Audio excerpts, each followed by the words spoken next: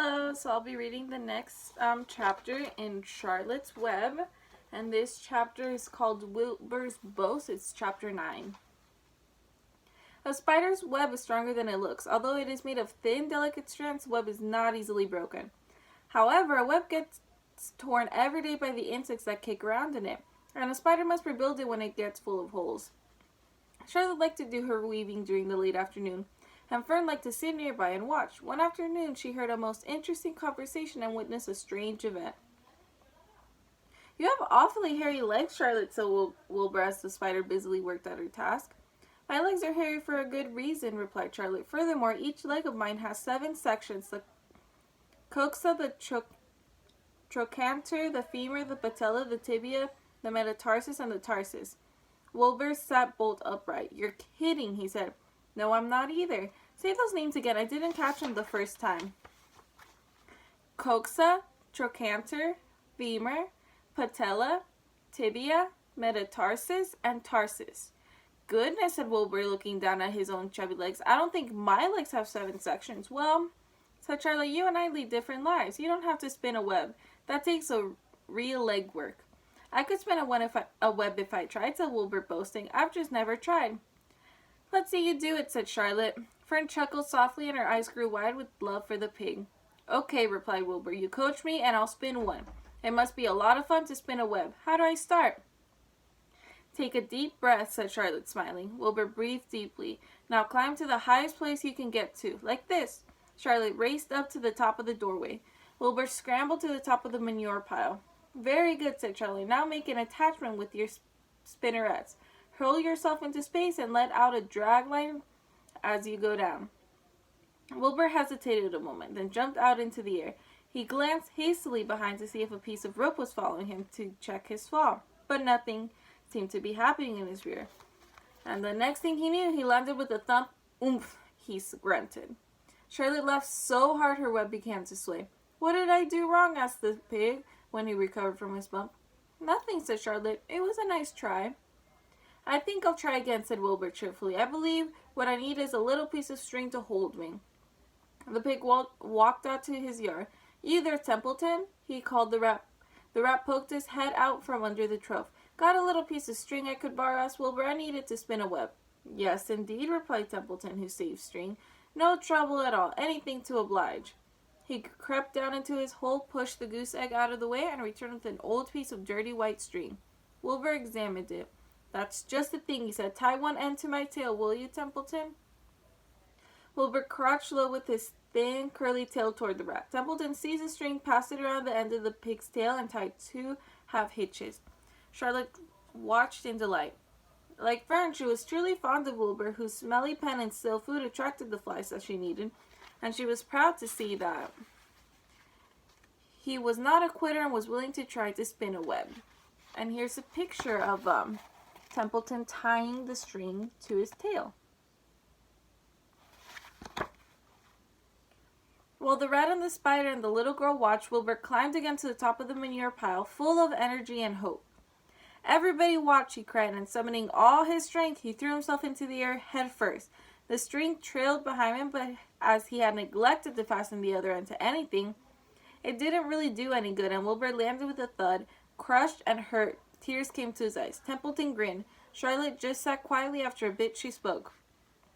"You can't spin a web, Wilbur, and I advise you to put the idea out of your mind. You lack 2 things needed for spinning a web." "What are they?" asked Wilbur sadly. And here's a picture of Wilbur jumping off his manure pile with a string on his tail. "You lack a set of spinnerets, and you lack know-how. But cheer up, you don't need a web. Zuckerman supplies you with 3 big meals a day. Why should you worry about trapping food?" Wilbur sighed. "You're ever so much cleverer and brighter than I am, Charlotte. I guess I was just trying to show off." "Serves me right." Templeton untied his string and took it back to his home. Charlotte returned to her weaving. "You needn't feel too badly, Wilbur," she said. "Not many creatures can spin webs. Even men aren't as good at it as spiders, although they think they're pretty good, and they'll try anything. Did you ever hear of the Queensboro Bridge?" Wilbur shook his head. "Is it a web?" "Sort of," replied Charlotte. But do you know how long it took men to build it? 8 whole years. My goodness, I would have starved to death waiting that long. I could make a web in a single evening. What do people catch in the Queensboro Bridge? Bugs? Asked Wilbur. No, said Charlie. They don't catch anything. They just keep trotting back and forth across the bridge, thinking there's something better on the other side. If they'd hang head down at the top of the thing and wait quietly, maybe something good would come along. But no, with men it's rush, rush, rush. Every minute.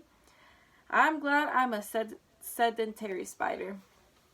What does sedentary mean? Asked Wilbur. Means I sit still a good part of the time and I don't go wandering all over creation. I know a good thing when I see it, and my web is a good thing. I stay put and wait for what comes. Gives me a chance to think. Well, I'm sort of sedentary myself, I guess, said Wilbur. I have to hang around here whether I want to or not. You know where I'd really like to go this evening? Where? In a forest looking for beech nuts and truffles and delectable roots. Pushing leaves aside with my wonderful strong nose, searching and sniffing along the ground.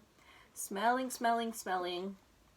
You smell just the way you are, remarked the lamb who had just walked in. I can smell you from here. You're the smelliest creature in the place. Wilbur hung his head. His eyes grew wet with tears. Charlotte noticed his embarrassment as she spoke sharply to the lamb. Let Wilbur alone, she said. He has a perfect right to smell, considering his surroundings.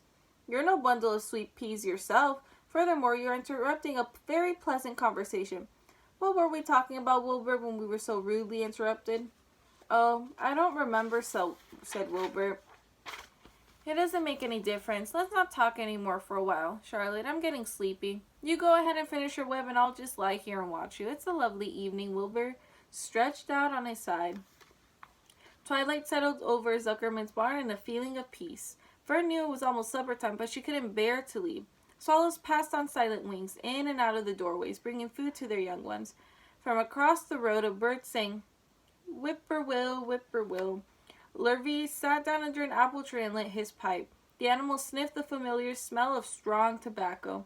Wilbur heard the trill of the tree toad and the occasional slamming of the kitchen door. All these sounds made him feel comfortable and happy, for he loved life and loved to be a part of the world on a summer evening.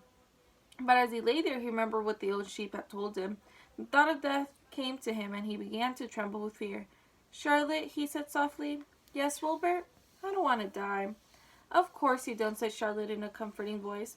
I just love it here in the barn, said Wilbur. I love everything about this place.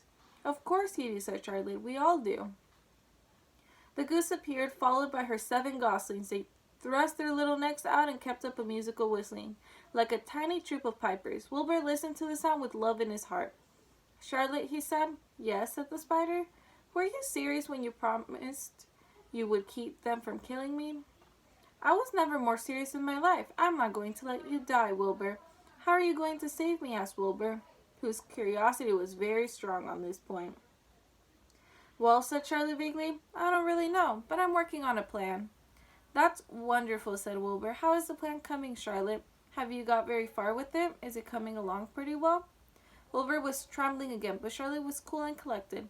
Oh, it's coming all right, she said lightly. The plan is still in its early stage and hasn't completely shaped up yet. But I'm working on it. When do you work on it, begged Wilbur. When I'm hanging head down at the top of my web. That's when I do my thinking, because then all the blood is in my head. It'd be only too glad to help in any way I can.